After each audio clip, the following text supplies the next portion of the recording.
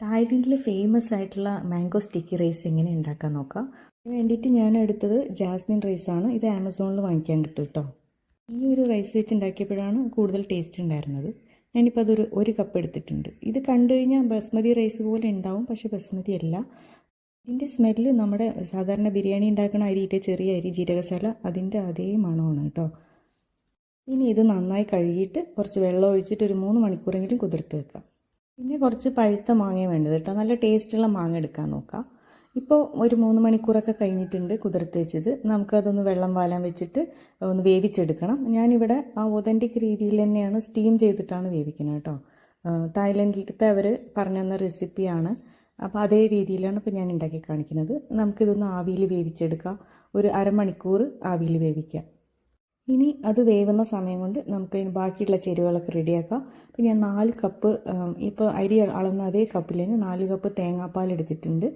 അതിലേക്ക് 4 table spoon പഞ്ചസാരയും ഒരു ചെറിയ സ്പൂൺ ഉപ്പുമാണ് ഇട്ടത്.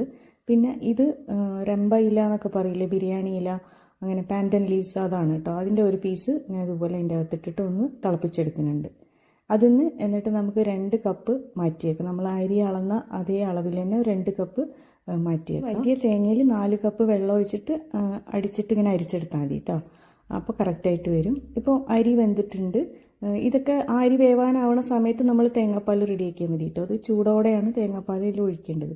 അപ്പോൾ ഈ സ്റ്റിക്കി റൈസ് ഇവിടെ റെഡിയായി. അതിലേക്ക് നമ്മൾ ആ ചൂടുള്ള തേങ്ങാപ്പാൽ 2 കപ്പ് ഒഴിക്കുക. അപ്പോൾ ഒഴിക്കുമ്പോൾ അങ്ങനെ കുറച്ച് ലൂസായ പോലെ തോന്നും, പക്ഷേ ചൂടാറിക്കഴിയുമ്പോൾ അത് അങ്ങനെ വറ്റിക്കോളൂ കേട്ടോ. ഇനി അഥവാ വറ്റിയില്ലെങ്കിൽ ഒന്ന് അടുപ്പിൽ വെച്ച് ഒന്ന് വറ്റിച്ചെടുത്താൽ മതി. പക്ഷേ ആ 2 കപ്പ് തേങ്ങാപ്പാൽ അതിൽ ഒഴിക്കണം.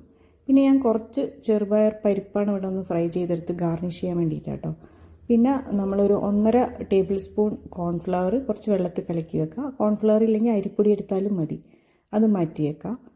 ഇനി ബാക്കിയുള്ള ആ 2 കപ്പ് തേങ്ങാപ്പാലിലേക്ക് നമ്മൾ ഈ കലക്കി വെച്ച കോൺഫ്ലവറോ അല്ലെങ്കിൽ അരിപ്പൊടി ഏതെങ്കിലും വന്നിട്ട് കുറുക്കിയെടുക്കാം. അതിൽ നിന്ന് മാറ്റിക്കളയാം കേട്ടോ. ഇത് നമ്മൾ നേരത്തെ അരമണിക്കൂർ മുമ്പ് വെച്ച റൈസിലെ തേങ്ങാപ്പാൽ അതിപ്പോൾ നല്ലോണം വറ്റി ഡ്രൈ ആയി വന്നിട്ടുണ്ട്, സ്റ്റിക്കി ആയിട്ട് വന്നിട്ടുണ്ട് കേട്ടോ. ഇനി നമുക്ക് മാങ്ങയും നന്നായി ഒന്ന് കട്ട് ചെയ്തെടുക്കാം.